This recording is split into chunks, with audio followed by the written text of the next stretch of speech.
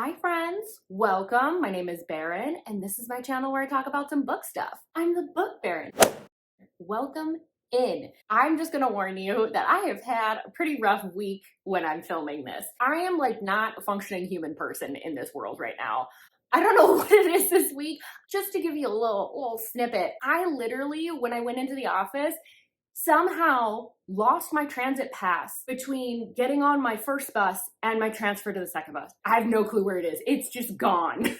So I literally had to buy a brand new transit pass between my first and second bus. And thankfully there was a kiosk near me. That's how my week is going. I don't have anyone to blame but myself, but still, it's a rough week. It's a rough week. So if my energy's off, if I'm coming across a little weird, I'm just in a super weird headspace. But let's get to what you're actually here for. So today I wanted to talk to you about 10 different longer books that I think are worth it and some that I think aren't. I want to help you out. I know a lot of us have a little bit of fear when it comes to longer books. It takes longer to get through. Sometimes you're scared about a slump. I'm with you on all this, so I'm here to help you out.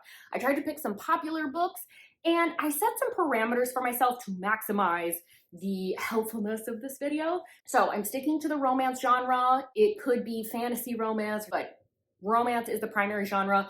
Sci-fi, fantasy, all those types of books just tend to be longer in general, so I didn't feel like that was super helpful. No one here, I think, is really interested in whether or not Dune is worth it, right? Secondly, I have defined long as anything 400 plus, just because the average romance is about 350. So a lot of these books are like 500 plus, some of them are 800 pages. So we're talking about some thick ones. I'm not going to be talking about any of the books that I've talked about in the past 2 months either, just because for my subscribers, I don't think you want to hear me rehash the fact that I don't like Haunting Adeline. That's not helpful. You've already heard a lot about that on my worst of, on my best of, on my most disappointing, on my DNFs for the year. We've been talking a lot about some of these books regardless of their size. So only books that I haven't mentioned in the past couple of months. I'm only doing one book per author. I know that some authors like Gianna Darling and Sophie Lark tend to just like write longer books, but I wanted to just stick to one per author. And I'm not doing any books that are second, third, fourth, or anything like that in a series, just because I assume that if you're at the second, third, fourth, you probably already have a good idea if you think the series is worth it and whether or not you're gonna read that long book. So that's the parameters we're working with. I know that was a lot up top, but I'm trying to maximize the benefit for you all. Without further ado, let's get into things. First up, we have Anastasia by Sophie Lark. So this is kind of like historical, fantasy, paranormal-ish. It's obviously an Anastasia retelling. So this is about Anastasia, you're correct. So she's the princess, but she's like the fourth in line, so she's not super important. She's not a male heir, so she's not carrying on the name, and she doesn't have any powers that are usually passed through the Romanov lineage. Her world ends up colliding with a rebel Cossack named Damien. Damien lives pretty much a completely opposite lifestyle. He actually hates the Romanovs and the things that he really feels like the aristocracy is doing to his family. They're a pretty unlikely pairing that keeps kind of running into each other and end up developing a friendship. As Anastasia is growing up, she does come into powers eventually, and it turns out they're pretty similar to a really sketchy guy named Rasputin, and she begins training with him in secret. She ends up making a mistake that has like literally deadly consequences. Is this book worth it? I'm going to say for most people, no. Here's why. I personally love Sophie Lark. I love her writing. I almost DNF'd this book 2 different times. I barely made it through. I had to take a massive break around like the 60 or 70% mark. I think what Sophie Lark did in this book is emulate a Russian style of writing, like classic Russian style, where it's very verbose, long timelines, and as a result, the book feels slow. There is so much time spent in the very young years of Anastasia's life, which is not where the action's really happening. It's a lot of development. It's a lot of details about characters that don't really end up being important to the larger plot. So it just felt really bogged down in some of those details and in those early years. It wasn't until like the 70 or 80%-ish mark where things really took off, and it was more of the plot that I was hoping to have and excited to see, and that's honestly where the spice happens. So it's not that spicy of a book if you're going in looking for that.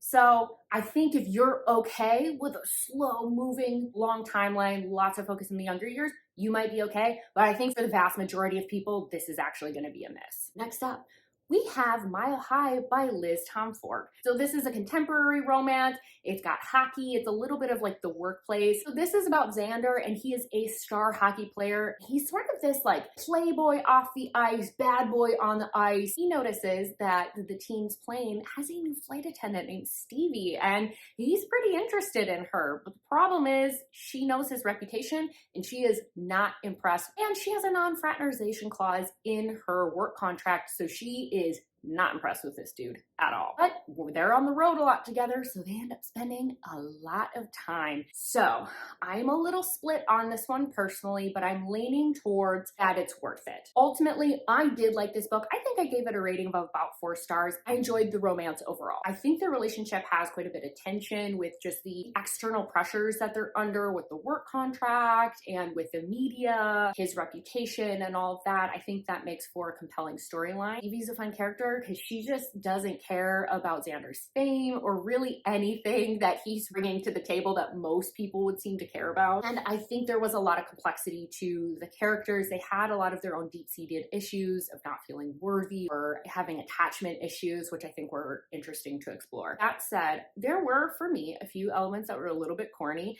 and this is a pretty tropey book. So I think that's honestly why it's going to end up working for a lot of people. My verdict is, I think it's worth it. Next up is When Gracie Met the Grump by Mariana Zapata. So this is a superhero grumpy sunshine because it's Mariana Zapata. This is about Gracie Castro, and she sort of lives off the grid. She's very secluded, keeps to herself, but she ends up having a superhero crash land in her front yard, and he is way too injured to like leave.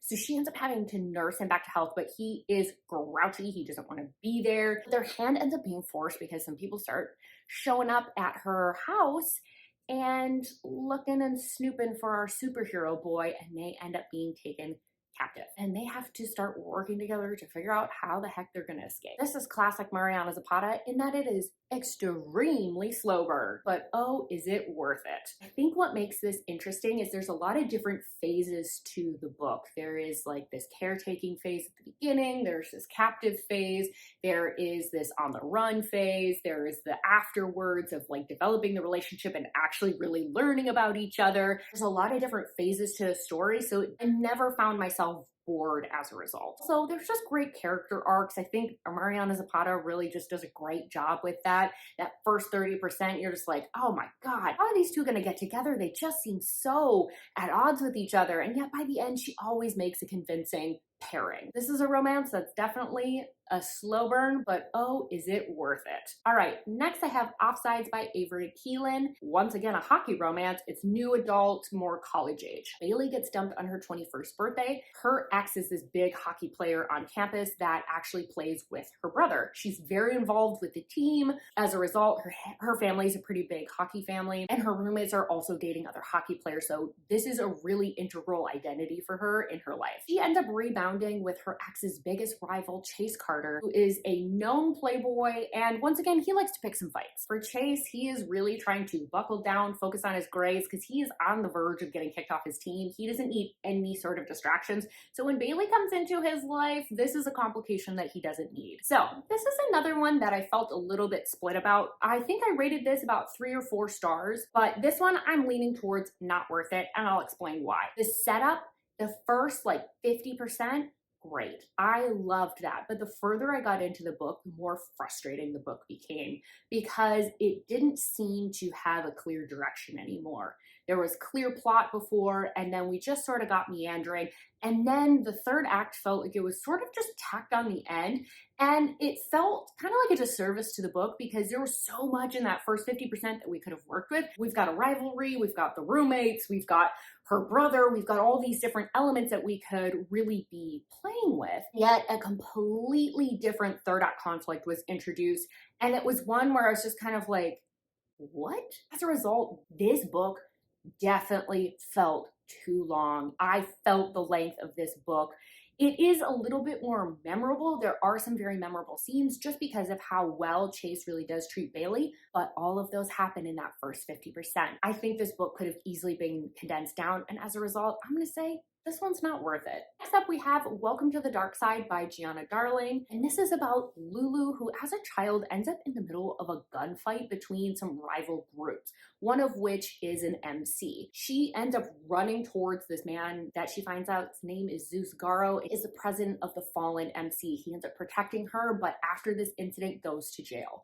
They end up keeping up correspondence because Lulu really finds like a deep sense of connection with him that she's sort of missing in her life in general, even at this early age. And that's because her home life really isn't everything that it seems. Her father is a politician, and so there's this veneer of perfection, but under the surface, there's a lot of turmoil. Although Lulu spends a lot of her life trying to make the right decisions, she ends up getting cancer, and she's like, you know what, screw it. Life is too short to be making the correct decision and doing the right thing all the time.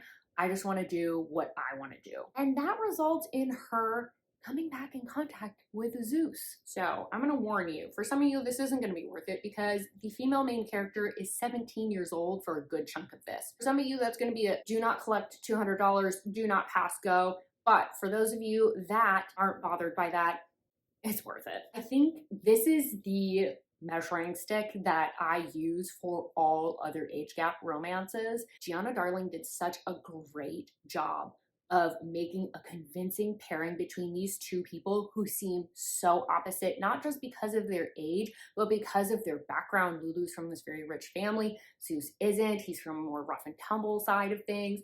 And so she really takes the time to kind of show you how this connection really developed and what each of them needs from the other person that they're kind of providing that other people wouldn't give to them. And ultimately why they would risk this taboo relationship, especially because for Zeus, he could be potentially putting his family at risk. He could have issues with the law. He's got kids that are roughly Lulu's age. So there's a lot of fallout potentially from this. And once again, this has a lot of different phases to the book. So it feels like there's a clear progression.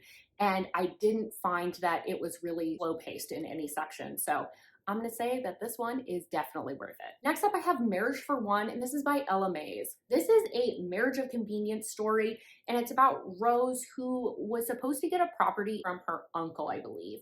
And the original agreement was something along the lines of that he would give her a really discounted rate on rent, but he ends up passing, so that agreement is moot, and it turns out that he actually granted her this property in his will, but he worded it kind of goofy. He actually gave it to her fiance who just dumped her. Because the wording is vague, it just says Rose's fiance. She just needs a new fiance or husband in order to step in to gain this property. Jack, a lawyer in the area, ends up stepping up to the plate. He's got his own reasons for wanting this marriage, and he basically makes a business proposal. I'll marry you so you can get this property, and they have to make things convincing, which makes things increasingly complex because her family is poking around, trying to poke holes in this story because they want the property for themselves. This is another one that I'm gonna say, I don't think it's worth it. The first half, I would say, nothing happens. There isn't really any relationship development. There's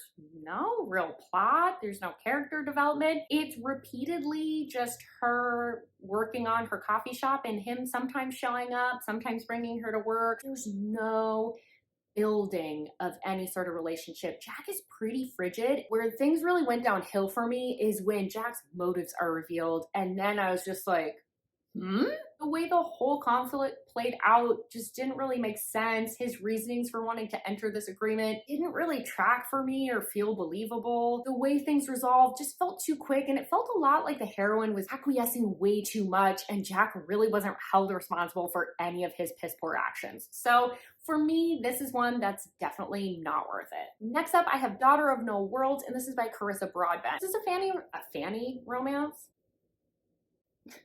This is a fantasy romance. It's the first in a series. This is about Tasana, who is taken captive as a very young girl. She is forced to become a slave. She's got a little bit of power that they find very interesting for entertainment. Her owner at one point convinces her that she can actually buy her freedom for a certain price. And so she's been saving money, but on the day that she goes to buy her freedom, something goes wrong and she has to flee, leaving behind her very, very close friend. So she ends up seeking out the Order, which is like the society of magic people. They kind of like train them. She asks for their help in order to free the people that she's left behind, in particular her friend. But they're like, hey, so we can't help you because you're not part of our group. And also, you're a little old to be doing an apprenticeship, and we only have one teacher. That teacher's name is Maxentarius, absolutely hates the order and does not want to have an apprentice. Despite everything, Tasana is determined to prove herself to not only this teacher, but also the order.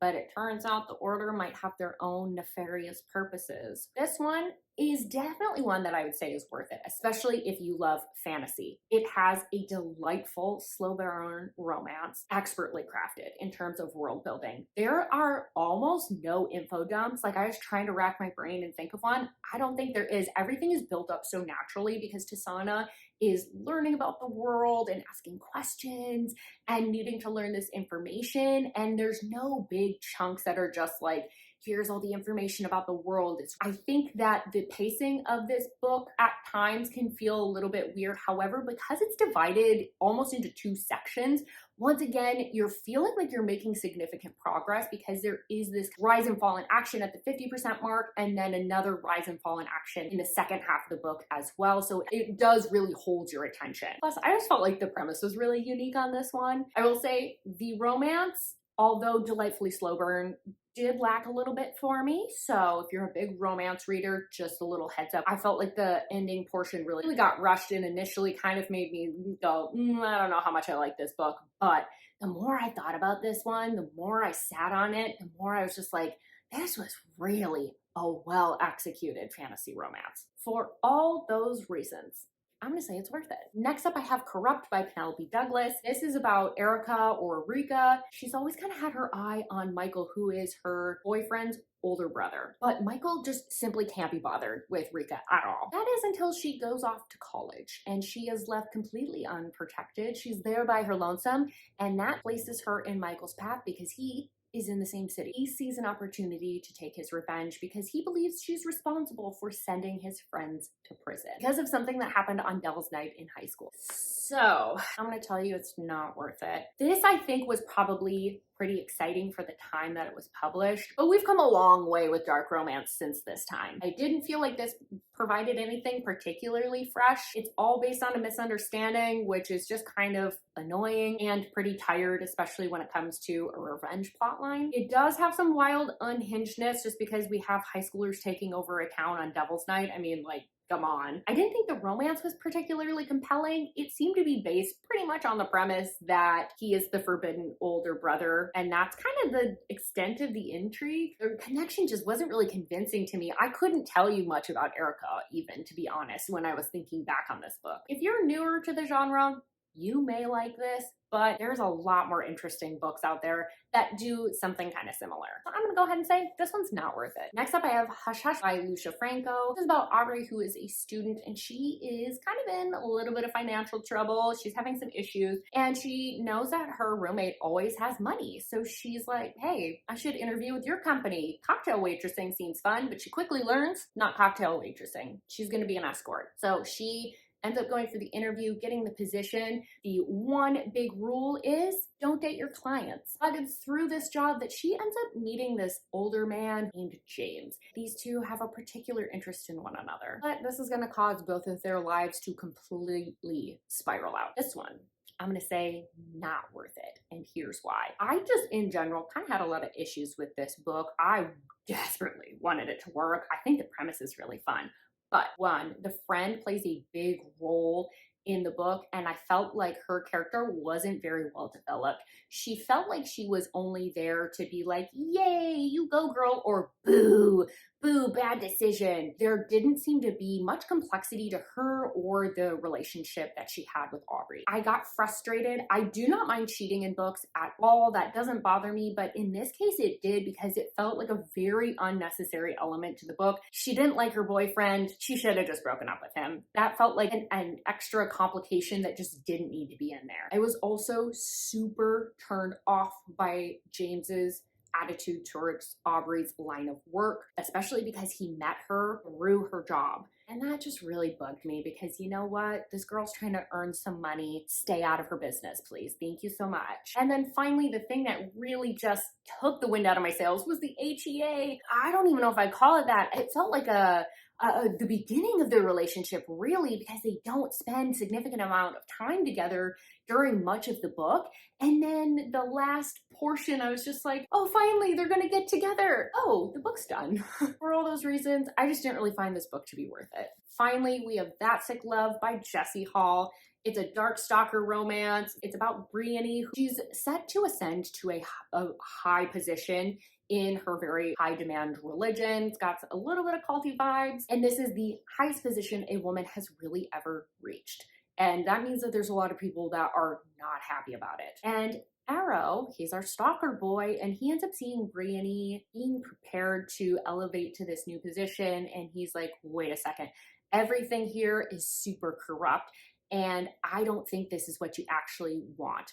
Wake up and start thinking for yourself. And he starts pushing her and laying evidence at her feet and forcing her to confront corruption and darkness that is surrounding her and lurking under the surface. So this one, it's definitely worth it. Jessie Hall has a way of writing that is just so compelling. I never feel the length of her books at all. I always have an easy time blowing through them, I think, because the plot is interesting, the relationship's compelling, there's always a little bit of a mystery that you're trying to figure out. And I liked seeing that Arrow, although this kind of sinister guy, he sees something in Brienne and he wants her to become something for herself rather than for all these people, because she has all this raw potential, pushes her in a way where she truly thinks for herself. And that means sometimes she doesn't agree with him. And the ending, just everything came together in a wild way. I will say the ending, sometimes I didn't understand some things, but I loved every second of it. For all those reasons, that one is worth it. So those are all the longer books that I think are worth it and some that aren't. I hope you found this really helpful. Let me know what's a long book that you've read that you really feel is worth it despite its length. Are there ones that you really feel like aren't and you were so disappointed when you got to the end? Also, have you read any of these books? Maybe you disagree. Maybe you think some of these are worth it that I said aren't. I would love to chat with you all about it in the comments. But with all of that, thank you so much for being here. Don't forget to like this video if you liked it. Seriously, it helps me out so much. Don't forget to subscribe if you would like more content from me. I really hope I see you on my next video when I have more brain cells to bring to you. Bye-bye.